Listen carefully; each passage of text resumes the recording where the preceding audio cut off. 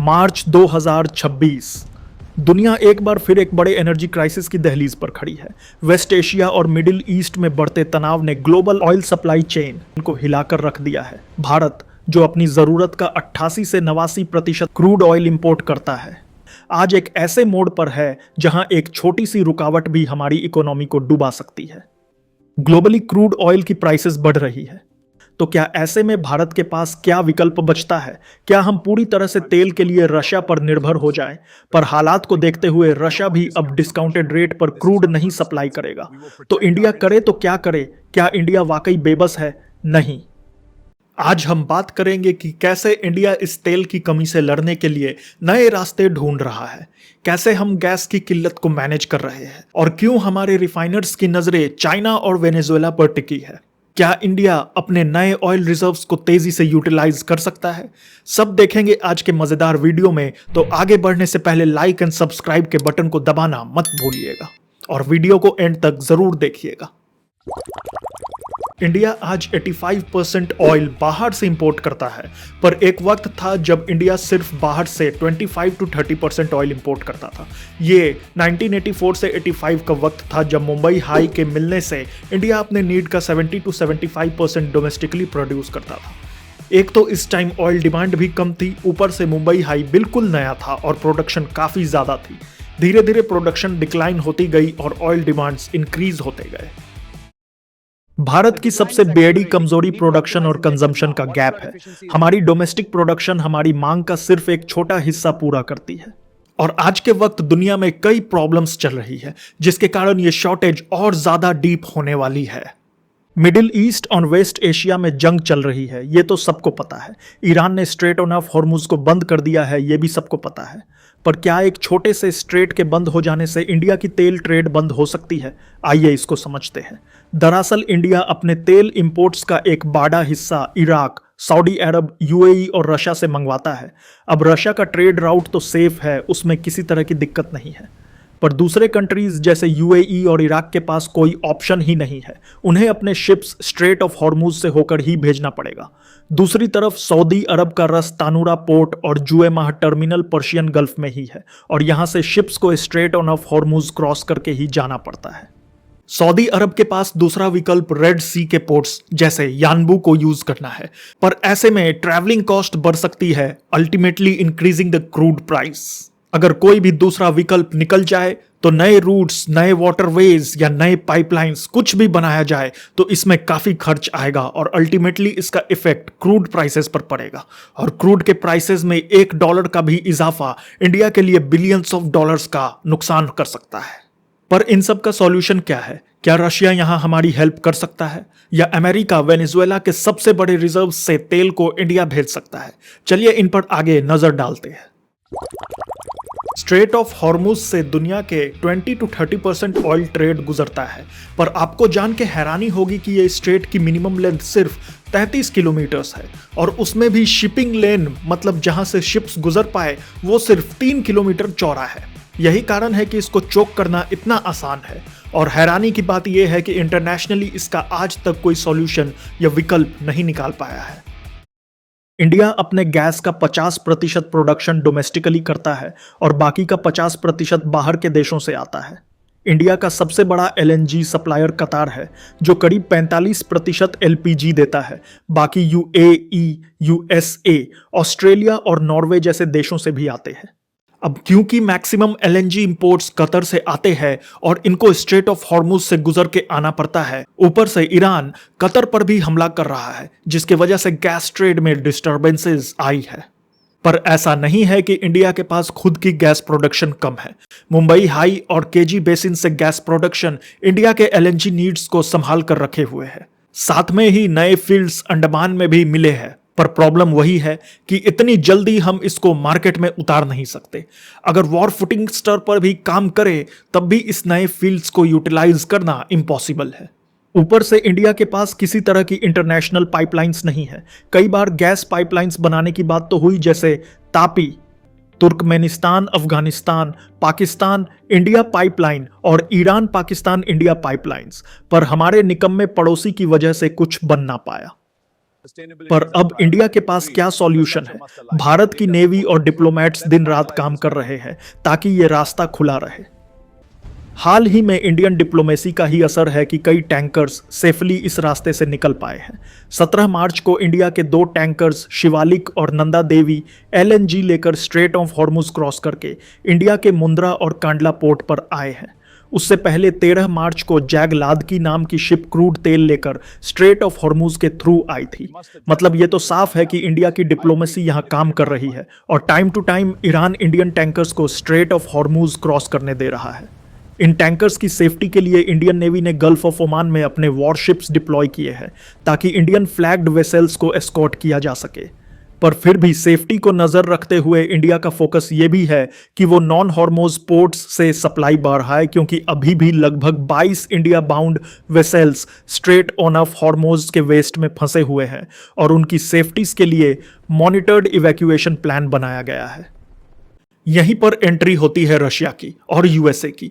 USA जो इस reason के जंग में एक्टिवली इन्वॉल्व्ड है और रशिया जो पिछले कुछ सालों से इंडिया का बड़ा क्रूड सप्लायर बना हुआ है। चलिए ये दोनों देश कैसे इंडिया की हेल्प कर सकते हैं ये जानते हैं। गैस को दूसरे देशों से लाना कोई आम बात नहीं है, बल्कि ये एक कॉम्प्लेक्स प्रोसेस है जिसमें गैस को -162 डिग्री सेल्सियस तक ठंडा करके कंप्रेस किया जाता है, जिससे इसका वॉल्यूम 600 गुना कम लगता है। मतलब एक पूरी बिल्डिंग के साइज की गैस को एक छोटे सिलेंडर में फिट किया जाता है। आज के सिनेरियो में रशियन तेल भारत के लिए एक संजीवनी की तरह काम कर रहा है। जब स्ट्रेट ऑफ हॉर्मुज में तनाव के कारण मिडिल ईस्ट से सप्लाई रुक रही है, तब रशिया भारत की एनर्जी सिक्योरिटी को हैंडल करने में सबसे बड़ा रोल निभा रहा है। मार्च 2026 में जब मिडिल ईस्ट से शिप्स ब्लॉक हुए, तब रशिया ने लगभग 30 मिलियन बैरल तेल भारत को डाइवर्ट किया है। रिपोर्ट्स के मुताबिक कई टैंकर्स जो पहले चाइना जा रहे थे, उन्हें बीच रास्ते से भारत की तरफ मोड़ दिया गया है। हालांकि 2023 के मुकाबले डिस्काउंट्स थोड़े कम हुए हैं, लेकिन रशिया अब भी भारत को मार्केट प्राइस से बेहतर डील्स दे रहा है, जिससे हमारे इंपोर्ट बिल कंट्रोल में रहा है। रशिया का लगभग 10 मिलियन बैरल तेल फ्लोटिंग स्टोरेज में इंडियन ओशन के पास तैयार खड़ा है, जो किसी भी इमरजेंसी में तुरंत भारत पहुंच सकता है। यूएसए डायरेक्टली इंडिया की कुछ हेल्प नहीं कर सकता, पर उसकी कुछ पॉलिसीज की वजह से इंडिया को फायदा मिल सकता है। डोनाल्ड ट्रंप ने रिसेंटली पोस्ट किया है कि यूएस का सिर्फ 1% trade straight on off Hormuz से आता है, इसलिए उनको इसके बंद होने से फर्क नहीं पड़ता। पर वो चाहते हैं कि इंटरनेशनली इस स्ट्रेट को खुलवाने के लिए सारे देश सामने आए।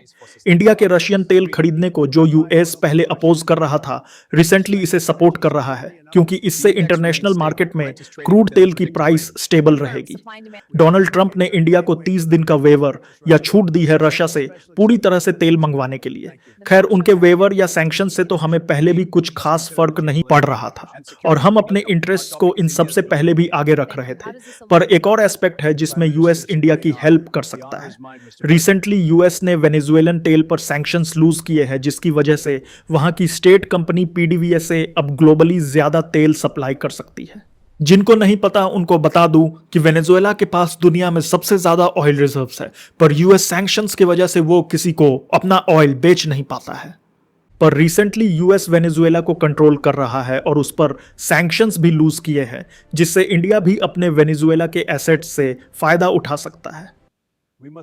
इंटरनेशनल डिप्लोमेसी के अलावा भी इंडिया बहुत सारी चीजें कर रहा है देश में तेल प्राइसेस और गैस सप्लाई मेंटेन करने के लिए। तो चलिए इसके बारे में आगे जानते हैं, पर उससे पहले वीडियो को लाइक जरूर कर दीजिएगा और सब्सक्राइब बटन को भी दबाना मत भूलिएगा। वेनेजुएला के पास दुनिया का सबसे बड़ा ऑयल रिजर्व जरूर है, पर उनका तेल आम तेल जैसा लिक्विड नहीं होता। वेनेजुएला का क्रूड ऑयल इतना हेवी और गाढ़ा होता है कि उसे नॉर्मल पाइपलाइंस में पंप करना ऑलमोस्ट इम्पॉसिबल होता है। इसे रिफाइन करने के लिए दुनिया की सबसे कॉम्प्लेक्स रिफाइनरीज चाहिए होती है, और लकीली इंडिया की रिलायंस जामनगर रिफाइनरी उन गिने चुने रिफाइनरीज में से एक है जो इस गाढ़े तेल को भी इजीली प्रोसेस कर सकता है। इंडिया ने डोमेस्टिकली मास्टर स्ट्रोक खेला है, जिसकी वजह से गैस सप्लाई मेंटेन है। सरकार ने एसेंशियल कमोडिटीज एक्ट 1955 को इन्वोक करके एक ऑन ऑर्डर पास किया है। इसके तहत गैस अलोकेशन के लिए एक 4 टियर प्रायोरिटी सिस्टम बनाया गया है। टियर 1 में घरों की पीएनजी, गाड़ियों के लिए सीएनजी और एलपीजी प्रोडक्शन को 100% सप्लाई दी जा रही है। इनको फर्स्ट प्रायोरिटी पर रखा गया है। टीयर 2 में फर्टिलाइजर्स प्रोडक्शन की गैस सप्लाई कट की गई है, पर उतनी रखी गई है जिससे खेती में दिक्कत ना हो। जिनको नहीं पता उनको बता दूं कि इंडिया के गैस सप्लाई में सबसे बड़ा पोर्शन इस इंडस्ट्री को ही जाता है। इनफैक्ट घरों के गैस डिमांड से भी कई ज्यादा। टीयर 3 और 4 मैन्युफैक्चरिंग और इंडस्ट्रियल यूनिट्स की सप्लाई में 20 से 35% तक की कटौती की गई है। पावर प्लांट्स और पेट्रोकेमिकल यूनिट्स की सप्लाई सबसे ज्यादा कम की गई है। सरकार ने सभी रिफाइनरीज को सख्त निर्देश दिए हैं कि वो अपना पूरा ध्यान एलपीजी निकालने पर लगाएं। रिफाइनरीज को प्रोपेन और ब्यूटेन जैसे स्ट्रीम्स को डाइवर्ट करके एलपीजी बनाने को कहा गया है। इससे डोमेस्टिक एलपीजी प्रोडक्शन में 25% से 30% तक का इजाफा हुआ है। कुछ प्राइवेट कंपनीज पर एलपीजी एक्सपोर्ट करने पर टेम्पररी बैन लगा दिया गया है ताकि पूरा माल देश के अंदर ही रहे। पैनिक बाइंग और ब्लैक मार्केटिंग को रोकने के लिए नए रूल्स लगाए गए हैं। एक सिलेंडर से दूसरे सिलेंडर की बुकिंग के बीच अब 25 दिन का गैप होना जरूरी कर दिया गया है।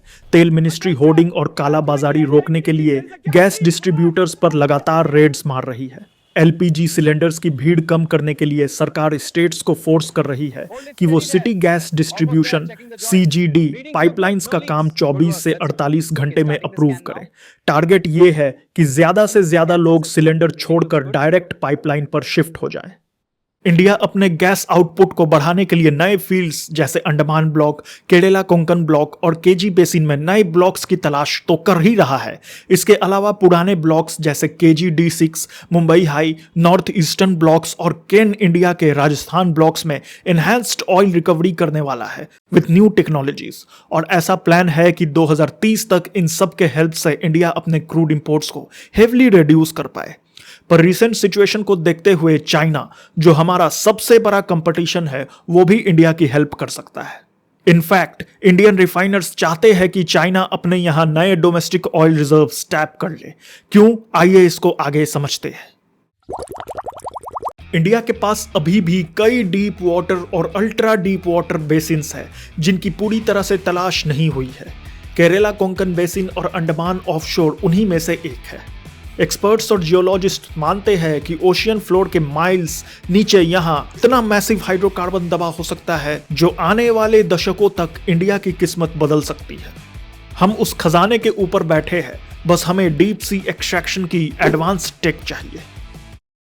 यह सुनने में थोड़ा अजीब लगता है कि इंडियन रिफाइनर्स क्यों चाहेंगे कि उनका सबसे बड़ा कॉम्पिटिटर चाइना नए तेल के भंडार ढूंढ ले, लेकिन इसके पीछे एक बहुत सॉलिड बिजनेस लॉजिक और ग्लोबल स्ट्रैटेजी है। चाइना दुनिया का सबसे बड़ा ऑयल इंपोर्टर है। जब भी चाइना की डिमांड बढ़ती है, दुनिया भर में तेल के दाम बढ़ जाते हैं। अगर चाइना अपने नए रिजर्व्स ढूंढ लेता है या अपनी डोमेस्टिक प्रोडक्शन बढ़ा लेता है, तो वो ग्लोबल मार्केट से कम तेल खरीदेगा। जब चाइना जैसा बड़ा खिलाड़ी मार्केट से हटता है तो तेल की डिमांड कम हो जाती है और ग्लोबल प्राइसेस गिरते हैं। इस सस्ते तेल का सीधा फायदा इंडियन रिफाइनर्स को होता है क्योंकि उनका इंपोर्ट बिल कम हो जाता है। हालांकि ये बात सिर्फ एक उम्मीद है और अगर ये सोच सही हो जाए तो फिलहाल के लिए तो इंडिया को फायदा होगा। पर अगर हमें सच में आत्मनिर्भर बनना है तो हमें यूएस, चाइना, रशिया सबसे ऊपर उठना पड़ेगा और खुद की डोमेस्टिक ऑयल प्रोडक्शन बढ़ानी पड़ेगी।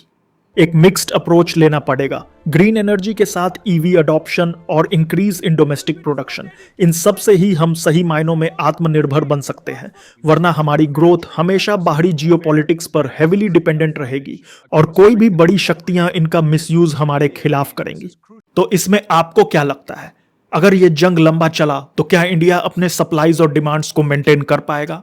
अपने ओपिनियन हमें कमेंट्स में जरूर बताइएगा। मिलते हैं अगले वीडियो में, तब तक अपना ख्याल रखिएगा।